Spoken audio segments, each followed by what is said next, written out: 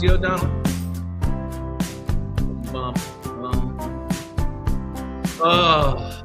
Locked out of the studio. Can't get in this morning. They changed the keys and didn't tell me. Hey, we did a big renovation project, so I couldn't get in. They changed the locks on the main house, but kept where we do this show with the old locks. So, and I threw that key away. So I'm locked out, but I'm here in my kitchen. Good morning, everybody. Welcome to Morning Mics. It's been 2 weeks off. 2 weeks. Oh, and I said I'm Rosie O'Donnell because I posted something about the college football playoff and the unbelievable Ole Miss game and the back-ass college football transfer portal and all that. And everybody in the comment section said, when did Billy Bush turn into Rosie O'Donnell? I think it was the lighting. The hair looked very gray. And the glasses. I said, oh my God. Can you laugh at something like that? You need to be able to. Hi, folks. Brought to you by Venbrook Insurance. You know, this is the part where, the heat catches up with you. Good morning, Steve, everybody. There's Steve. Let's roll it. There he is. Steve, you're in a different place. Tell everyone where you are. Well, I'm a different angle, but I'm in our studio right now because, you know, we're back. New year, new time. We get out of this, right? And you want to talk about our guest today? We'll go right on. Well, we're going, let's see, at 10 a.m. Pacific, 1 Eastern, the new time. We're going to go, new year, new you. We're going to talk about booze. I have talked about booze with everybody before, and, I love it. I love the booze. I do. I think it's fun, but I swear to God, at 54 years old, it's kind of like, and the thing is, I'm not a little, glass of Chard, and that was fun. I like the rest of the bottle with everybody. I like a martini before it. I'm a powerful drinker. I'm like a Richard Burton, not that powerful. Let's be honest. So, I like to hit it. And there's all kinds of debates. There's a little bit of wine or a little bit of a cocktail every day, moderate drinking. Some say, I've seen data that says those people live longer than people that don't drink at all. And then, of course, you've got the people who say any bit of alcohol is total poison. Anyway, James Swanwick, The Alcohol-Free Lifestyle, author of the book Clear. I've had him on before. In fact, he's the only guest that I've ever had on a second time. And he's going to be my guest today. And we're going to fight. Honestly, I'm going to fight him. Part of me is like, no, I don't want to give up the booze. And yet there's another part of me that does. It's an internal battle. I'm going to vomit my internal struggle all over this guy. Now, Billy, New Year's Eve, there was no inclination even for no. champagne. My daughters went dancing. We were in Florida visiting my mom, and the club has a great black tie event with a band and the whole thing. And my girls dressed up. Dad, come on, Dad, let's go dancing. And I felt like I didn't feel like it, but I wasn't like a dry drunk. I was dealing with wasn't feeling well either. Got it. I'm not going to go and do it. So I didn't do anything on New Year's Eve. I went to bed at 10 o'clock. Oh, wow. Rested up for the next day, babe, which was the Ole Miss football game. Oh. We're big Ole Miss fans in our house. My ex-wife, Sydney, who, that's a whole nother thing. You guys, I just went on vacation with my ex-wife and my kids. Okay. The 5 of us, the OGs, for like 10 days. It were 9 days. It was an undertaking. It was amazing. Many things resolved, many things we really all know where we are in life. And that was kind of special. And we had fun. We had a really, really good time. The girls loved it. But interestingly enough, I stopped drinking on December 22nd. I knew I was doing dry January, but I was just like, we were in the Bahamas, frankly. And I was like, oh my God, we're drinking so much. Everybody. And I was like, I just came off a holiday season of drinking and the whole thing. And I was like, you know what? I'm tired of it. I just put it down. I never picked it up again. I'm still tired of it. But I know at some point I get restless and I'm going to come back. So where are we on our cocktailing? You know what I mean? Am I a guy that can do moderation, Steve? Just your instinct. Can I do, let's have just a glass of wine? Well, that's it. Because I like the fuzzy feeling. It starts to come in, right? The little buzzy feeling, and you're woo-hoo-hoo. You get going, and I'm like, I'm gonna have another one. What I do know is that if you decide you want to do this, you're all in guns blazing, and you'll do it. I mean, maybe till you break at some point, but I mean, like you're not going to go like, oh, maybe I should drink tonight. No, I'll try one more day.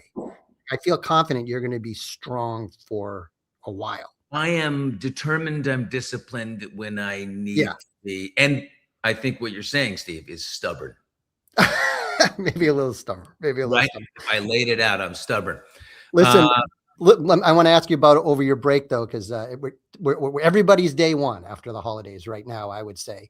Last night, when I went out to dinner, we have a bunch of holidays, and something I always do with my family is, you can only name a couple if you want because you don't have the time, but like name your 5 favorite things over the holidays or over the break, whatever we do or on our vacation. But it has to be like a photo memory. It can't just be mom and dad was here. It has to be like the moment we all had ice cream at so-and-so. Do you have a couple of those? I roared into the holiday season or into the countdown to Christmas with my annual sing-along. You came over. Steve was post-surgery, so he was a little banged up, but he came by like a good man, and we had the Christmas Carol sing. I call it the great Christmas Carol sing-along. We have Ken Charleston from the Bel Air Hotel, one of the great piano players of all time. He comes in and he's on the keys, and I'm the choral director. And I'll just give you a little taste of the 12 days of Christmas, drunken and clad in, holiday attire.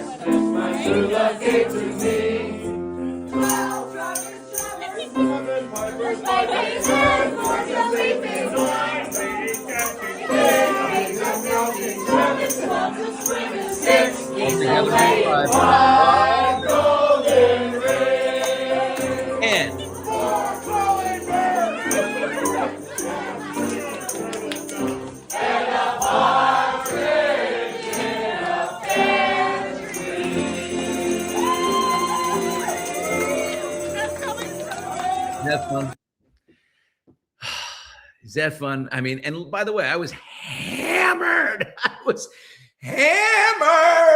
While I was directing. That was before the break. That was before the stop drinking. Oh yeah. No, I had a giant bar going with 2 bartenders behind it. We had probably 100 people. There were people singing on the patio through the French doors, and I had the heat going in the house and heat lamps outside. It's a tradition unlike any other, but I know I can. Here's the thing. I'm fun without drinking. I don't go to dinner like, everyone's drinking and I did dry January. I'm not that lump on a log. So that part is okay. Someone asked, how about gummies? I will say the other night I did one of those cannabis THC drinks, but I mean, it took me for a loop. So I decided after that, I think I'm just going to keep it straight, for January, and then maybe that occasionally in there. But I'm really flirting with, quitting the booze altogether. So that's what and I want to fight this guy, because I got to tell you, I'm having him on, and it's not going to be like, oh, look, I want to talk about the French.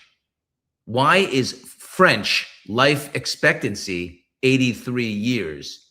And here in America, it's 79. They live 4 years longer on average than us, and they're drinking wine at 12 years old at the table, right? I mean, that's a part of their culture. They live longer. So, I'm not going lightly into this. I'm going to defend us cocktailers, okay?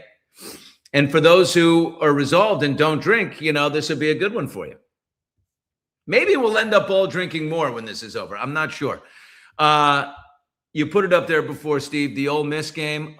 Maybe one of the greatest football games I have ever seen in my life. I wanted to morning Mike's that the next morning. but I was in Florida without the equipment, and I have to tell you, I mean, I just can't believe how good a football game that was. And the referees did absolutely everything they could to screw Ole Miss, screw them every which way. Some of the in my life, awful. And yet they, two pass interference calls that were just total bullshit. A face mask that got two face masks that got completely ignored. And in the end, with 1 second left, the band was on they took the band off the field twice. That was the funniest part. The hardest working band and show the hardest working. They pushed the stage out. And they're like, huh? What? Okay. And then they twice. And they gave him the second. It was bullshit. It was bullshit. And karma prevailed. The kicker for Ole Miss, the best kicker in the game. Can't say that about about Pittsburgh and Baltimore. Did you see that game last night? Yeah, Baltimore kicker. Whoo. He's not Oswald, one of the best kickers in the game, hasn't missed an extra point in 4 years. By the way, shouldn't have missed one ever. Totally shanks, misses it. And then Loop, Ravens kicker, to come back and close the game because it's now a 2-point differential because the extra point was missed. And he misses. I will say, one of the most beautiful pictures I've seen, John Harbaugh, who might get fired because of the loss of that game. He's been there 17 years or something, but John Harbaugh, it was widely rumored that whoever lost that game, that coach, and they are the two longest serving coaches in the NFL, both at 17 years, I think, that coach would lose the job. And John Harbaugh walks off the field the whole way, and he's got his arm around the kicker.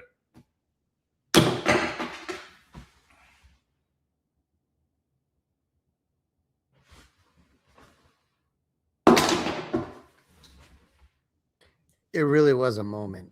That's character. I felt for the that is character. He's not thinking about himself. And am I going to get fired or blah blah blah? Someone's going to pick up John Harbaugh. Believe me, and I hope the hell it's the New York Giants. So please, Baltimore, fire John Harbaugh. Please fire John Harbaugh. Fire him. He walks off the field with his arm around that kicker. Yeah, send him to New York. And we will set up John with a beautiful, nice skyline view, nice penthouse, whatever he wants. How about a gorgeous house in Summit, New Jersey? Settle in and turn around my shit franchise. I know the Falcons will want him. Atlanta will want him. They fired Raheem. Their coach is gone. There's a lot of shuffling out there. Rose Bowl was a good one too. That's a shit game. What are you talking about? It was a blowout by the Hoosiers. Not even boring. Nothing compared to the Ole Miss. Boring. And I know you're a Hoosiers fan, so it was great for you because they continue to exert dominance. They're the only, by the way, of the 4 teams that got a bye. They're the only one that won. Yeah. All the other lower ranked teams lost. So, and that Fernando Mendoza is unbelievable. I'm doing a journey on Thursday, so I can't go to the game in Glendale, Arizona. We were going to go. Good morning, Donna. How's everybody feeling right now? Are we feeling good? What's going on here, baby? Good morning, my loves. Look at this. Oh, Stacy Goodwin. Good morning, Stacy. Haven't talked to you in so long. How's Shmeha?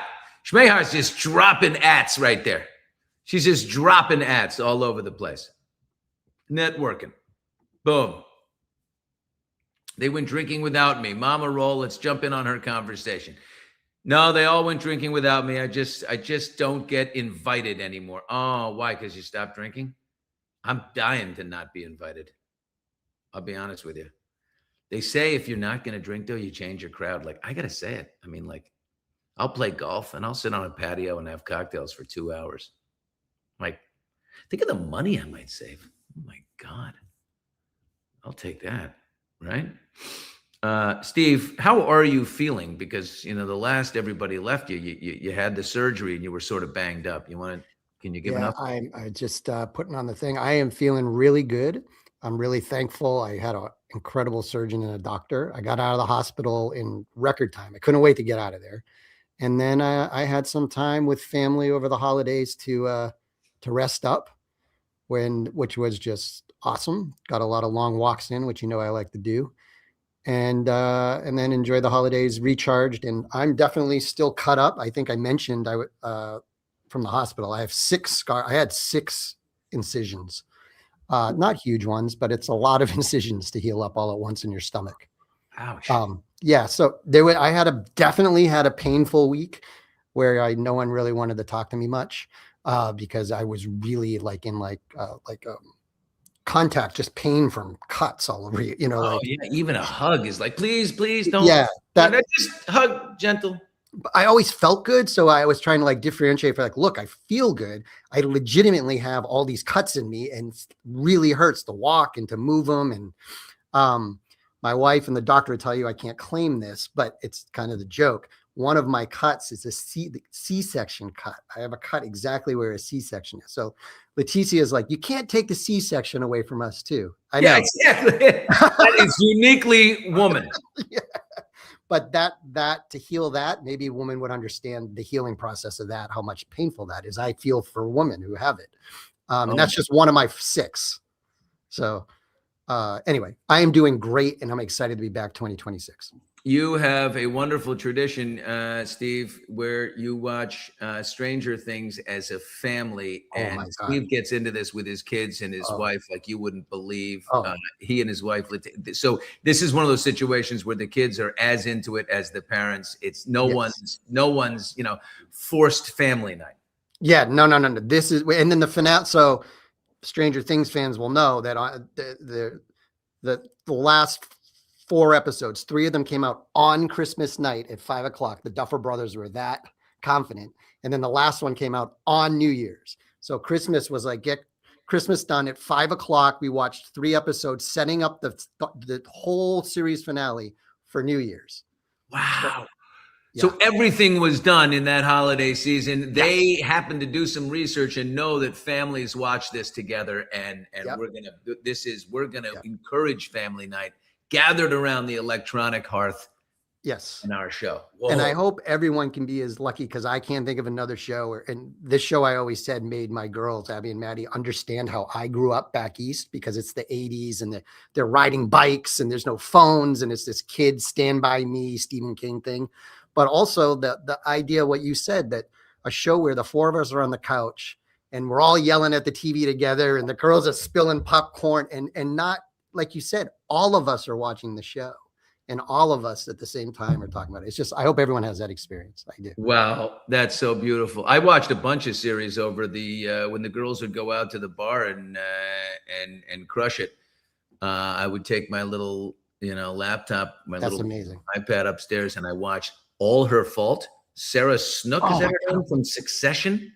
Yes, that was really good. The Beast in Me, I watched all of that with Matthew Rhys and Claire Danes.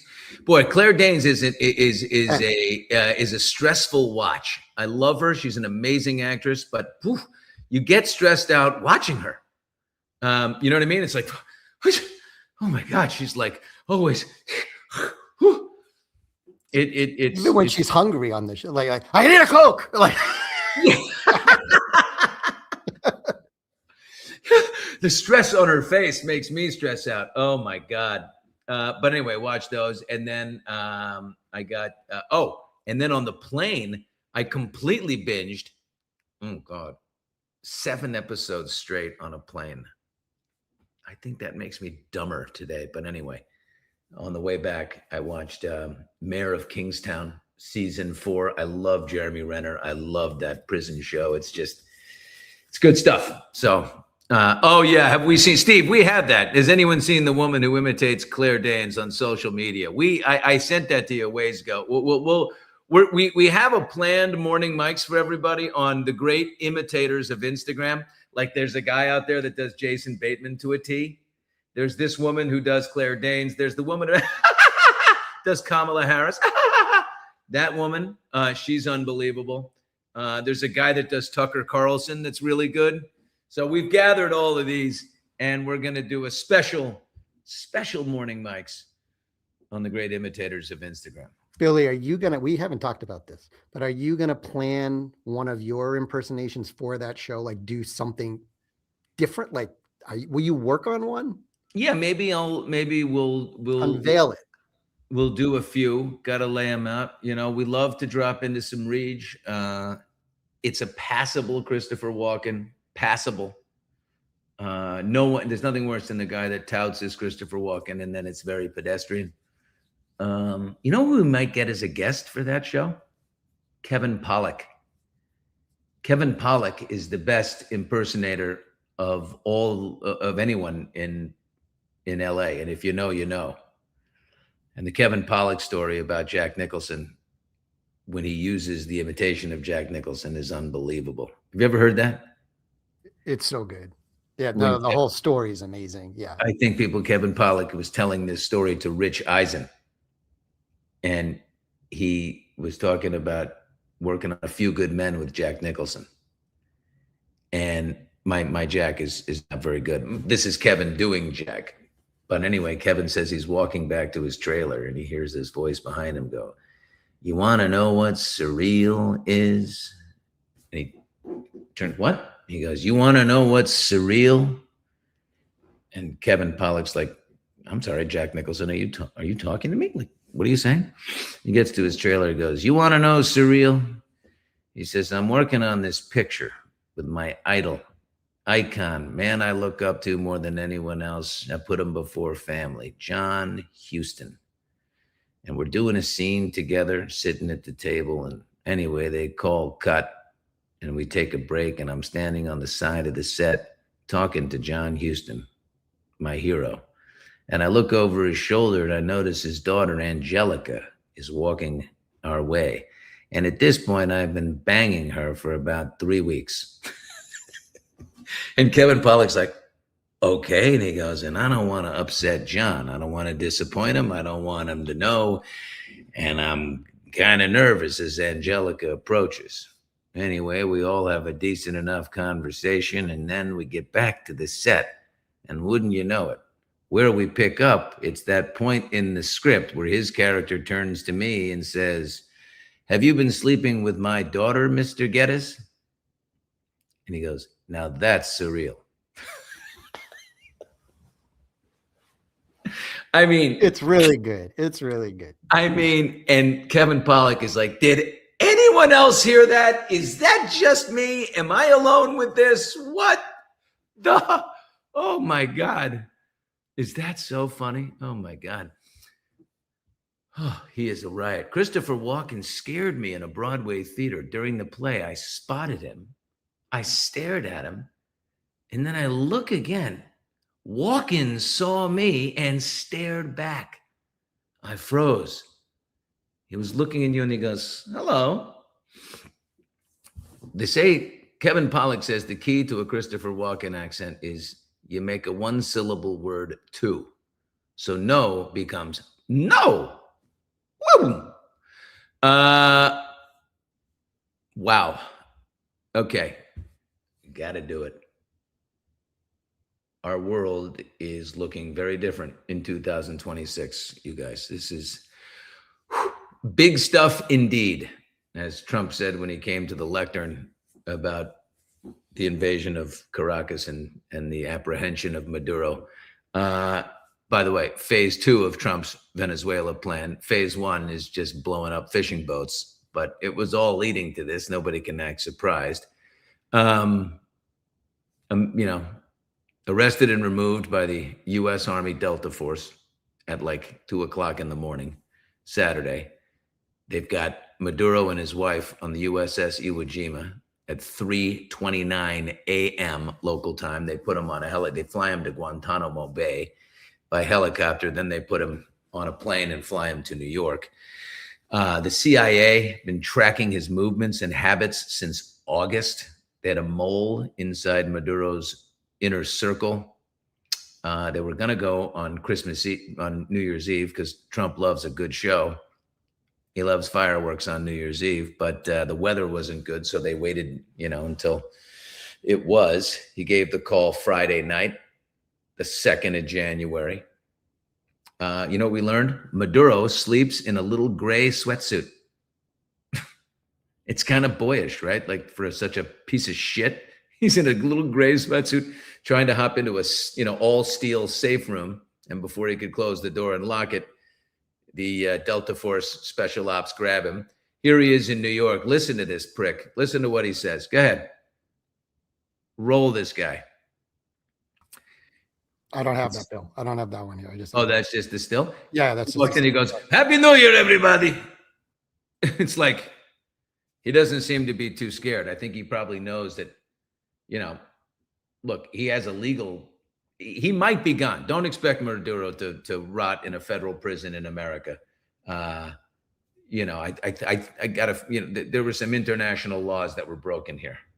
There was some protocol that was superseded. The UN is meeting today. Not that they have real authority over America, but the Security Council is not happy with the way that was done. That's a sovereign nation, and we removed its president. You're not allowed to do that. That said, the guy's a total piece of shit, and nobody, I personally am supportive of the move. It was done, but for multiple reasons. I am concerned about the next steps. I think we all, are. We should be. Trump was watching the live feed when it happened from Mar-a-Lago. He's like, it was like a TV show. I'm watching. I worry he's having too much fun with it. I have to be honest. Like he fanboys over our military, and that scares me. Like when he's like, "Oh my God, our equipment is so strong. We're so amazing. What they do, it's so wild." It's almost like he just doesn't really get it. Like he's never been in the system, so he just loves having power over it and playing with it, and that scares me just a little bit. Billy, can I roll a little of that from Mar-a-Lago when he talks to Fox News on the phone? Yeah, let's let him go. Just let him go. Hold on. He's just phoning in. Yeah. Yeah, just let him go. Here we go. So you've had quite a busy evening. Tell us about it. It was slightly busy, I would say. It was very dark all over, especially in Venezuela. The team did an incredible job. They rehearsed and practiced like nobody's ever seen.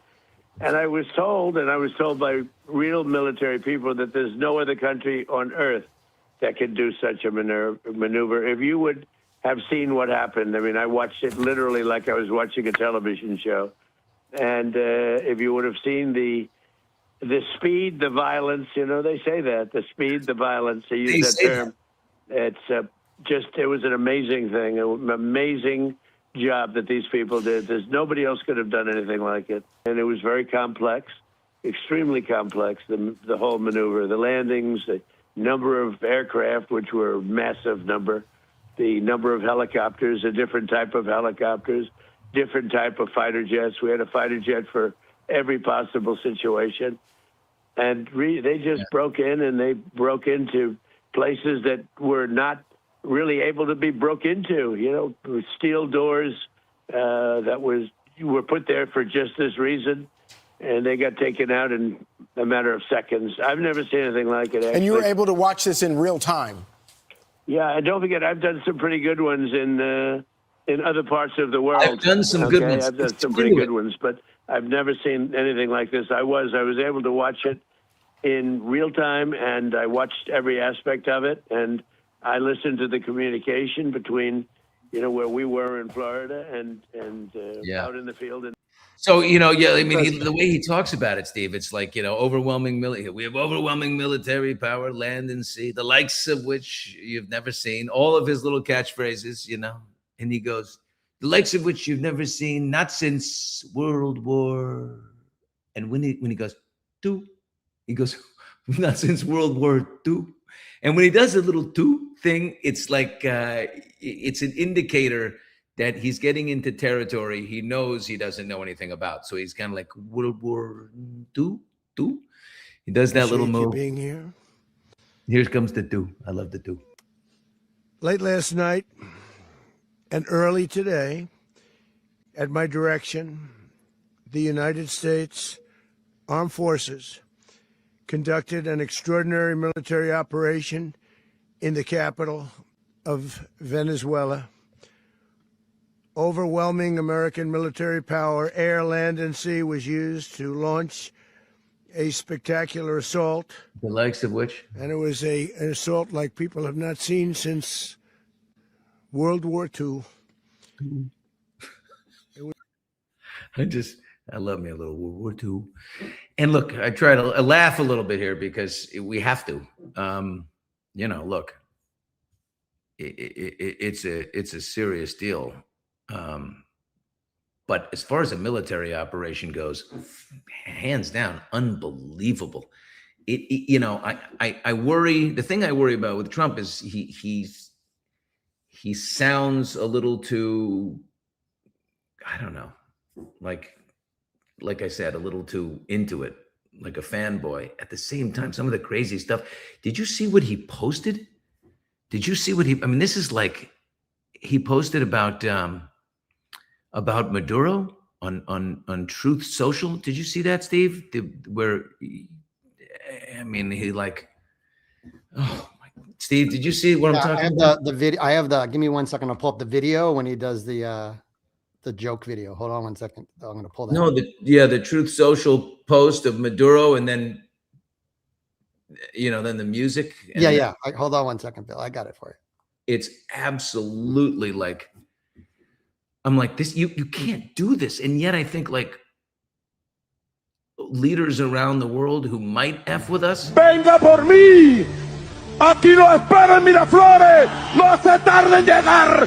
¡Cobarde! I just got three things to say. God bless our troops.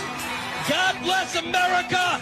And gentlemen, start your engine!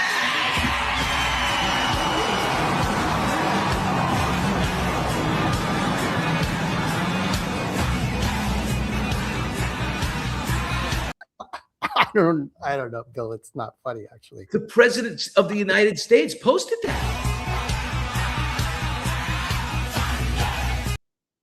I mean, he is feeding red meat to the base, but I mean, this is like, woo! You see, like Sandy is just like, yeah, she's just like feeling that all over her body, like she wants to go out and party right now. Sandy, you love that? Ah! Woo! I don't know. There's a part of me that feels it too. Like, here's the thing about me. There's a part of me that feels everything. I am your basic centrist, okay? I look at the mainstream media, the MSNBC people who are like, this is an outrage. They did this. This is horrible. They did. You know what I mean? They don't understand nuance, right? This is not a black and white issue. It's all under the umbrella of narco-terrorism, and that's part of it. Yeah. Is it the whole story that he's pumping cocaine into America? No. I mean, Trump pardoned the former president of Honduras, as we know. Juan Orlando Hernandez pardoned him, and he was convicted of pumping 400 million tons of cocaine or something into America. Convicted.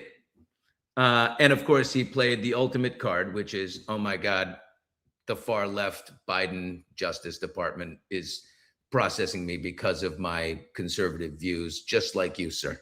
Anyone who gets pardoned says, I've been persecuted just like you. And then that strikes the nerve and he issues the pardon, and they played that beautifully. But, yeah, sure, it's a little bit about narco-terrorism. It's also a ton about oil, as we all know, right? They've got these oil reserves that are pathetic. And by the way, Hugo Chavez, right into Maduro. This has been 25 years, a quarter century of economic disaster in a beautifully proud, rich nation like Venezuela. They had a thriving capitalist economy before 1999 when Chavez came in and pillaged the place. They're celebrating in Venezuela. They are. They've been under this horrible regime. You can see the celebrations in the streets. It's all over the place. I think, 90% of Venezuela.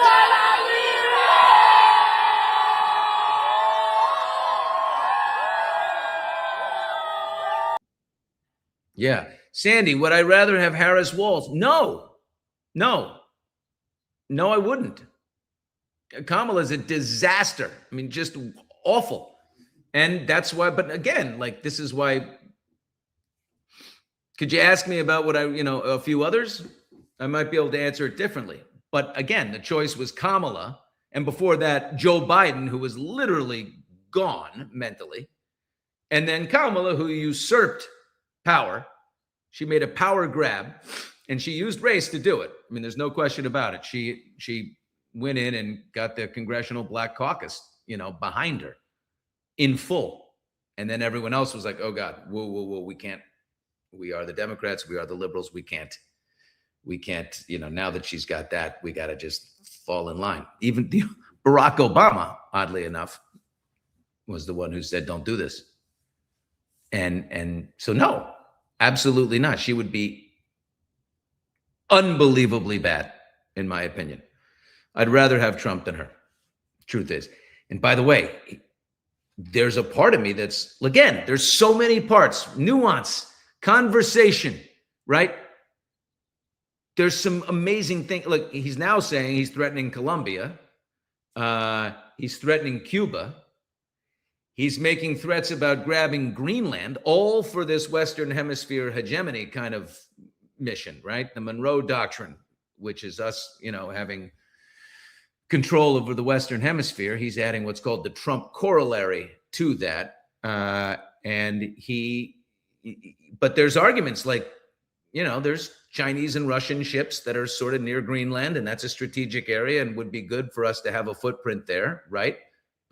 Venezuela has massive oil reserves, the best, the biggest in the world, and they pump out nothing. Their economy was 1% of global GDP in the 70s. Now it's 0.01%. Like it's collapsed. It's pathetic.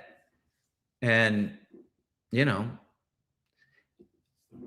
there's also the threat that the global currency, which all oil, the petrodollar, all oil is traded on the dollar.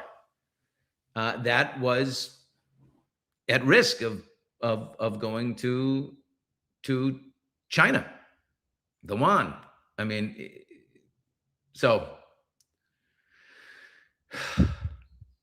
we had to do it, right? And obviously, economic terms dictated this. And by the way, now we can all agree now is like, we don't know what's going on now. We're gonna run the country for 30 days until they have new elections. Delcy Rodriguez is the vice president. She is very much a Maduro supporter. Trump says that she had a conversation with Marco Rubio and that they are aligned and she's going to do whatever the hell we tell her to do. I hope that's the case. Then again, the only way to enforce that, if she doesn't do it, is boots on the ground. And then you're into an area that Donald Trump said he was not going to do. I mean, he's literally doing what he told people he would not do. What they love about Trump, his major supporters, is that he said he was going to shut down the border. He did it. He said he was going to clean up, athletics in college and, men are not playing in women's sports. He did it. He's going to end this woke bullshit. He did it. He also was very clear that America first means non-intervention around the world. Well, he's doing that, and he's threatening it in Iran, in Cuba, in Colombia, in Greenland, which belongs to Denmark. So, he's already upset his base on the Epstein files, which he hemmed and hawed and blockaded. And, I don't know, by the way, is anyone talking about that right now? But he upset his base there. And now this is a major one. I got to hear what Tucker Carlson has to say, who is the biggest non-interventionist in the world. Is he going off on this? Anyway, so look, is one thing we can agree on. Maduro he's a cartel boss. He's a horrible autocrat.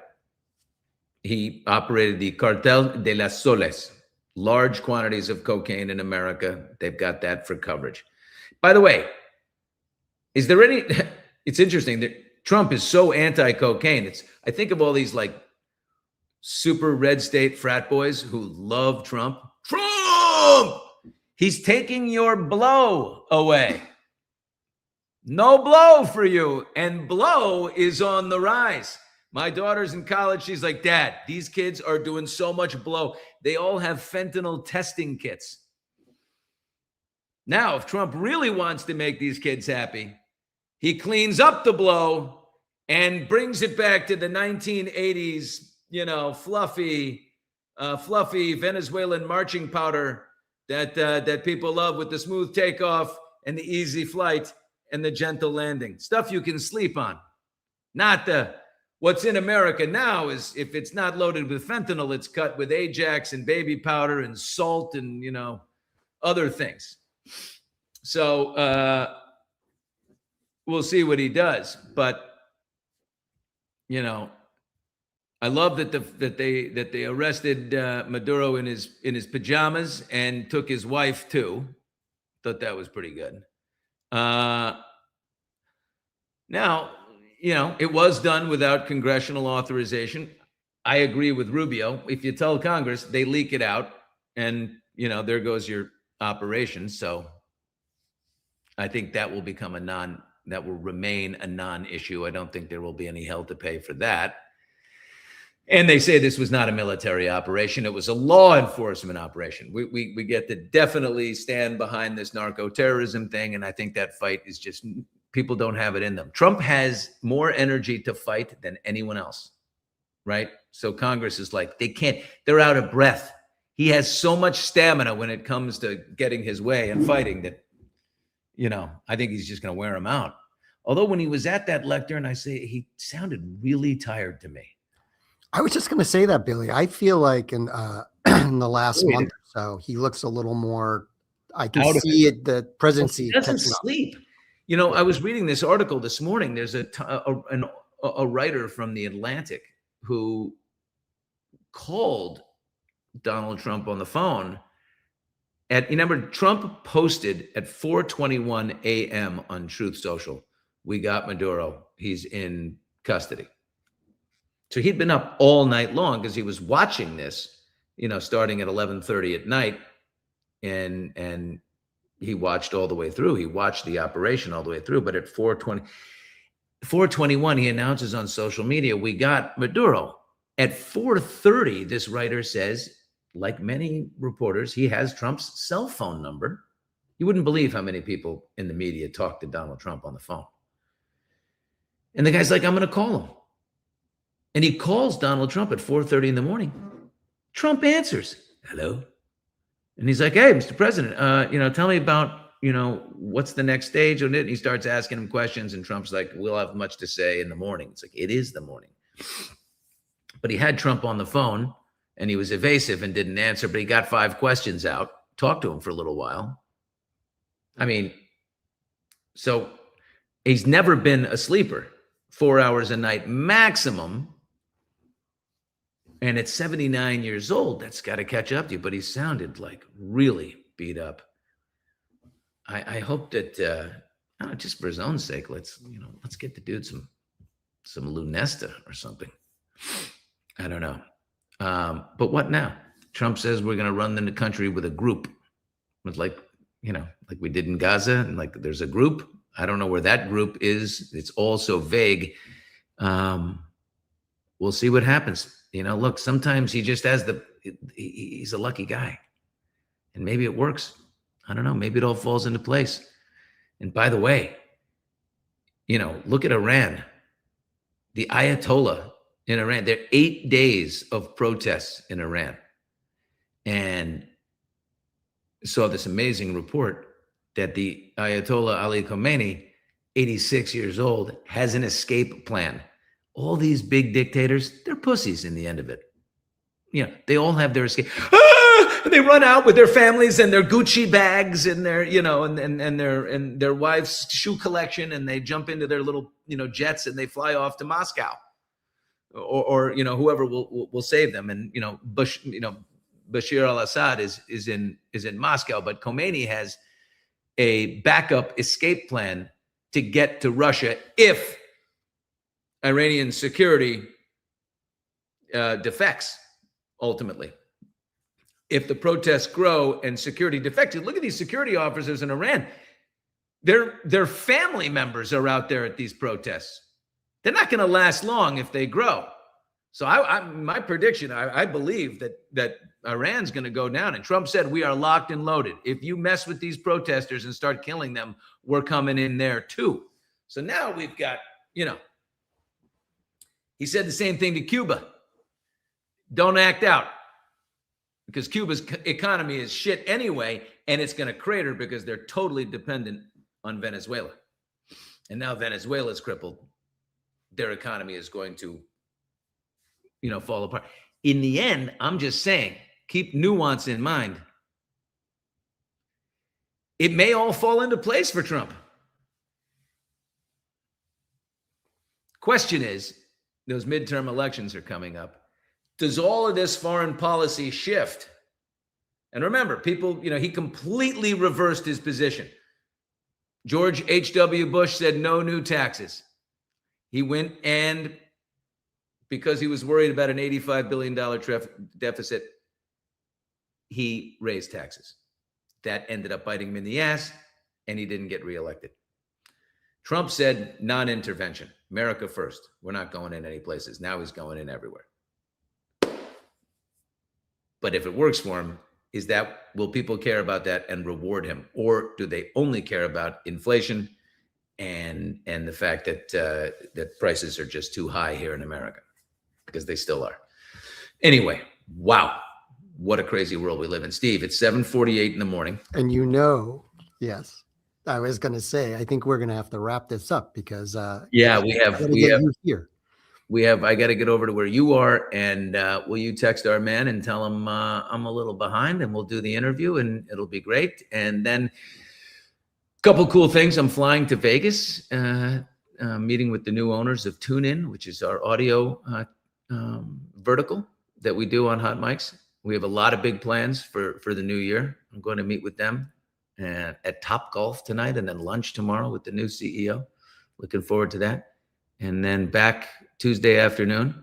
We got a bunch of great guests this month. We've got just to roll out some. We've got Megyn Kelly, and we've got Billy Bob Thornton.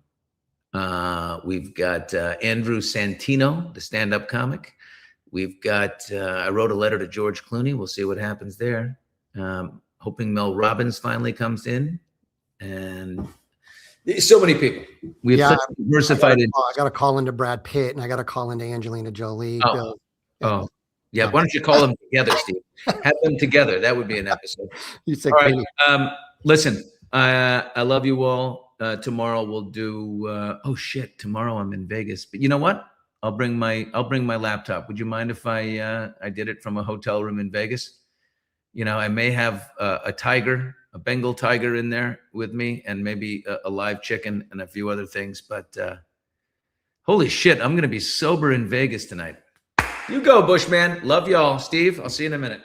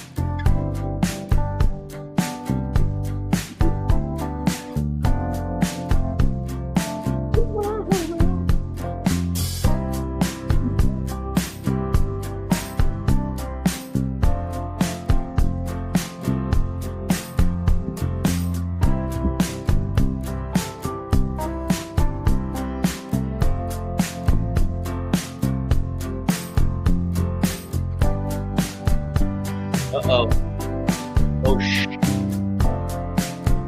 Bill! Really? I need you ladies to come over because I got a problem. I love rosé. Please bring one for me. You want one? And Alan Jackson loves a little Lillet in his Vesper Martini. So I bought that for him, the Christmas party. say, and I like it cold with sliced jalapenos.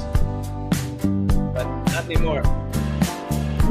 All right, we gotta go, Bill. Morty caving back. We gotta go.